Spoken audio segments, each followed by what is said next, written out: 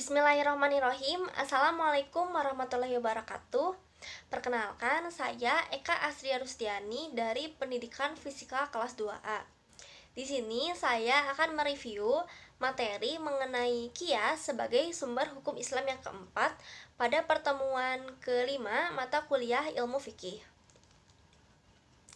Nah, kias menurut bahasa ialah penyamaan, membandingkan, pengukuran, ataupun penyatuan sesuatu dengan yang lainnya.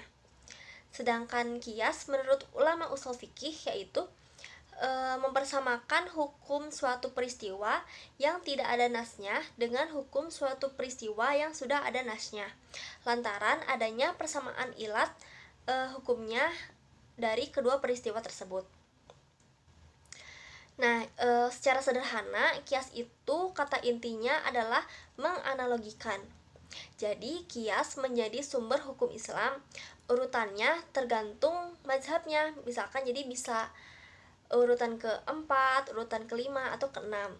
Nah, pada mazhab Syafi'i, kias ini terdapat pada urutan keempat. Jadi, kias itu tetapan hukum yang belum ada sebelumnya. Lalu ada rukun kias. Yang pertama yaitu asal atau kasus pokok. Jadi kasus itu sudah ada dalam Al-Quran ataupun hadis. Nah, yang kedua ada harus ada ketetapan hukum. Kasus usul tadi. Contohnya, bilang A kepada orang tua, hukumnya tidak boleh. Yang ketiga, yaitu kasus cabang yang tidak ada di dalam Al-Quran atau hadis. Nah, yang keempat itu ilatnya, jadi alasannya.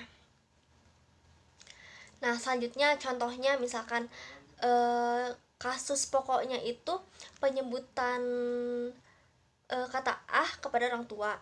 Nah, ketetapan hukumnya itu berarti tidak boleh. Nah, yang ketiga itu tentang kasus cabang yang tidak ada dalam Al-Quran atau hadis. Jadi, misalkan memukul orang tua. Nah, yang keempat yaitu ilatnya, alasannya. Berkata A saja tidak boleh, apalagi memukul.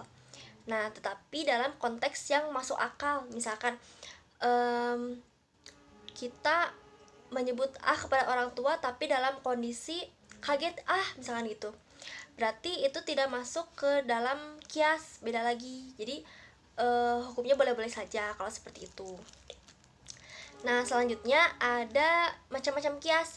Yang pertama ada kias aulawi, yang kedua ada kias musawi, dan yang ketiga ada kias adna.